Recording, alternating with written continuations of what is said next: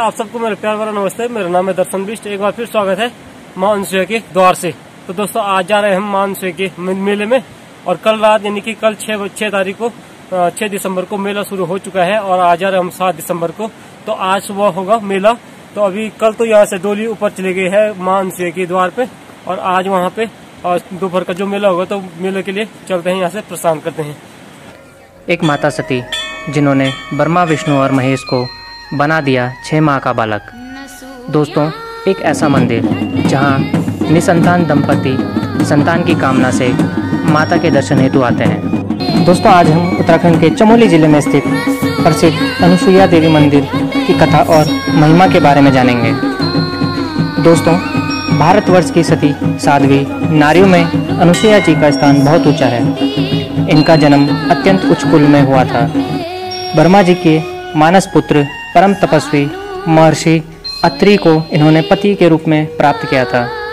अपनी सतत सेवा तथा प्रेम से इन्होंने महर्षि अत्रि के हृदय को जीत लिया था।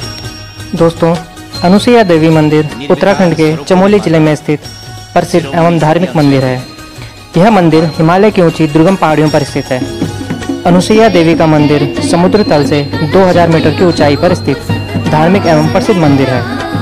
मंदिर में प्रवेश से पहले भगवान गणेश की भव्य प्रतिमा के दर्शन प्राप्त होते हैं। भगवान गणेश की भव्य प्रतिमा के बारे में मान्यता है कि यह शिला प्राकृतिक रूप से निर्मित है।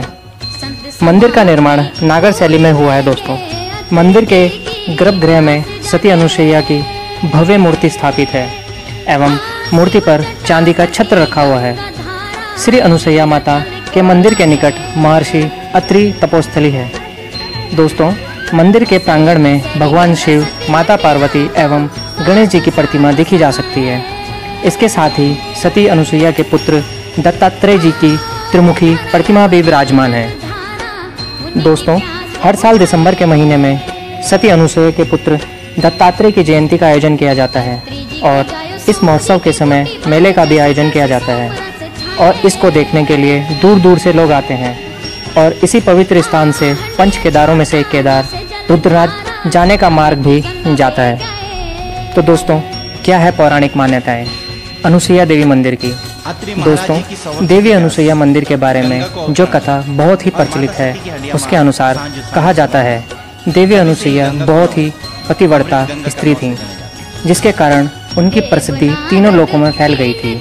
दोस्तों उसी समय ऋषि नारद जी वहाँ से भ्रमण करते हुए निकले और वह विष्णुधाम पहुँचे, जहाँ पहले से ही तीनों देवियाँ माता लक्ष्मी, माता पार्वती तथा माता सरस्वती अपनी अपनी पतिव्रता की चर्चा कर रही थीं। दोस्तों नारद जी को देखकर तीनों देवियाँ प्रसन्न हुई। तब लक्ष्मी जी ने कहा, आइए नारद जी, आप बहुत दिनों बाद आए, कहिए क्या समाचार लेके आए हैं।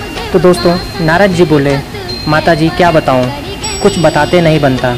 अब की बार मैं घूमता हुआ चित्रकूट की ओर चला गया। वहाँ मैं महर्षि अत्रि के आश्रम पर पहुँचा तो माता मैं महर्षि की पत्नी अनसुईया जी का दर्शन कर कृतार्थ हो गया। तीनों लोकों में उनके समान पतिव्रता और कोई नहीं है। तो दोस्तों तीनों देवियों को यह बात बुरी लगी, तो उन्होंने पूछा क्या वह हमसे भी बढ़कर पतिव्रता हैं।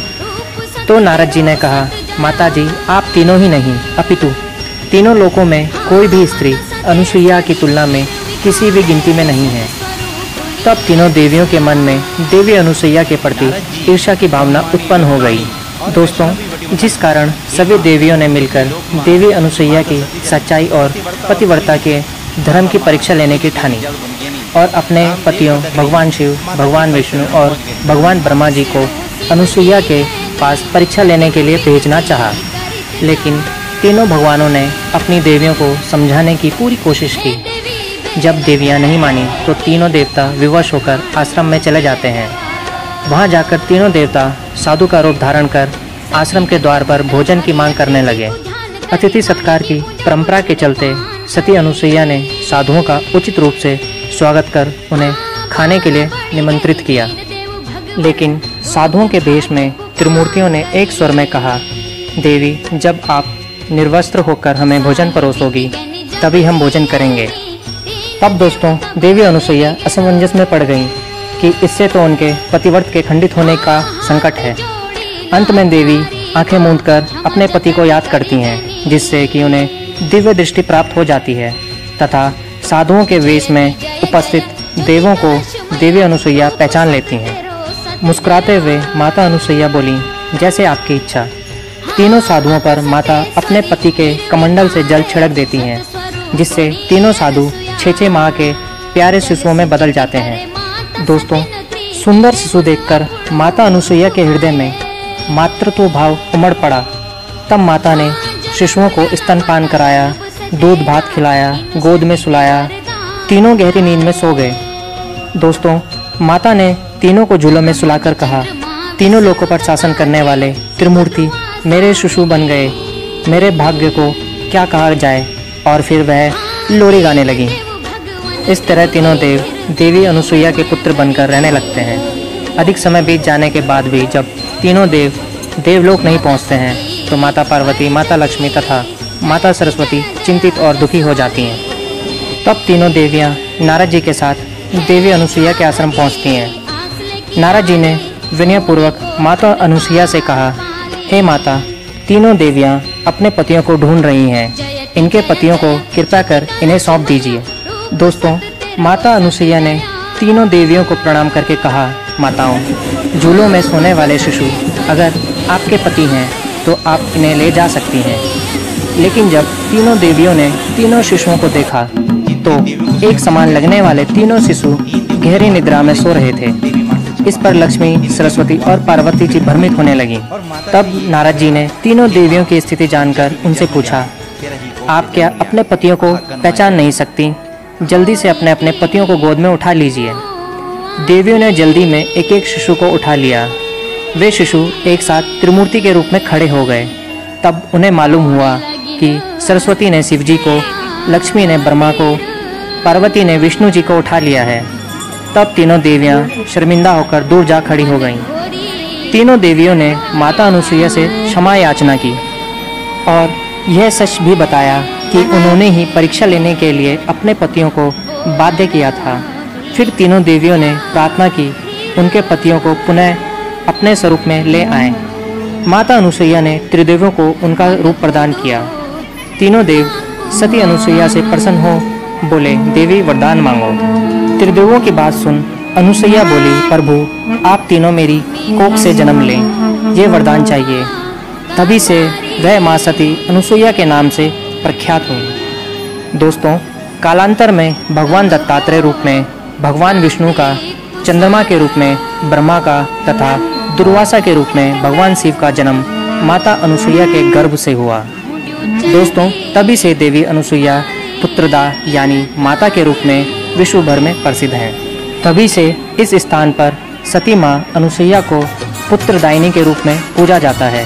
प्रत्येक वर्ष दत्तात्रेय जयंती पर माघ शेष पूर्णिमा को यहाँ विशाल मेला भी लगता है। दत्तात्रेय जयंती समारोह के अवसर पर यहाँ नौदी मेले का आयोजन किया जाता है, जिसमें यहाँ के ग्रामीण अपने गांवों से देव डोलियाँ लेकर पहुँचते हैं। दोस्तों, यहाँ स्थानीय स्तर पर उगाए गए गेहूं के आटे से बना प्रसाद श्रद्धालुओं को दिया जाता है। दोस्तों, मान्यताओं के अनुसार इस मंदिर में जप और यज्ञ करने वालों को संतान की प्राप्ति होती है। इस पवित्र मंदिर के दर्शन पाकर सभी लोग धन्य हो जाते हैं और इसकी पवित्रता सभी के मन में समा जाती है।